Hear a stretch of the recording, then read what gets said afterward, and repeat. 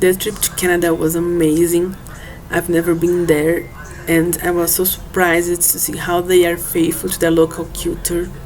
They are bilingual, they speak English and French, and it was so funny because you think that we only hear the English, but we hear a lot of French too. Specifically in Quebec, they only speak French. 80% speak French, so it's not required to know English. So for me, it was so funny to learn more about this city, this culture. I really like it. And the universities, I like it so much, all of them.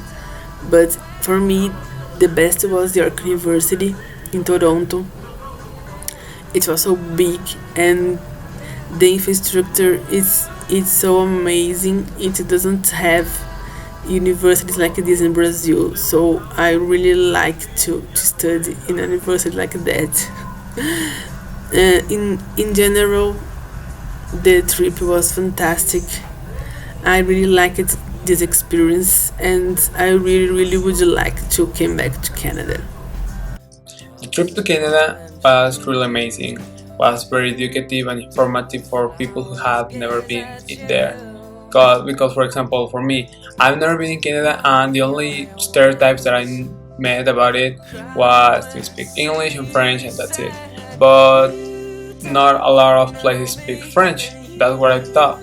But when we arrived, I realized that there were more French speakers than I thought, and also we learned how the French and the British origins are getting together through the years, how this has been like the identity of the country, and how this has been labeling them through the years, and it's really amazing how people get along. And also, besides that, we had the opportunity to see how the indigenous people are treated in their country and how much the nation care about them, and it's really amazing, all of that. During this trip, I learned many aspects about culture, history, and economics in Canada. This experience let me discover new places, flavors, and people.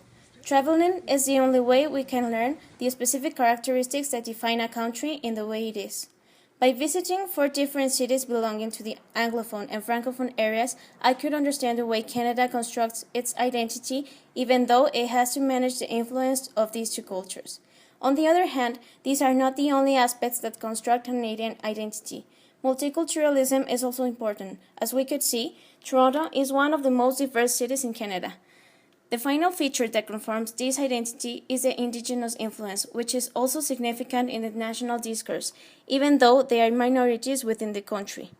For instance, I could perceive all of this every day while walking around the cities, visiting the universities, and talking to Canadian people. This trip really helped me understand the main essence of Canadian national identity and culture. Canada trip Semana-i was probably the best thing that has happened to me this semester.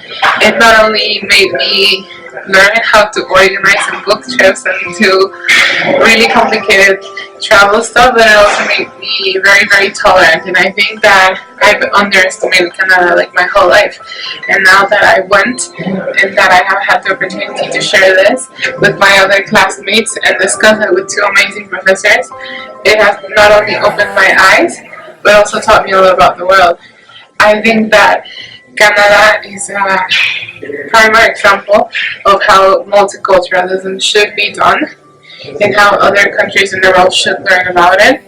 I've learned great things about First Nations and Aboriginal people, the Inuits, but not only that, I've also learned the greatness about 2 countries that came to it, England and France, and the importance of maintaining someone's identity.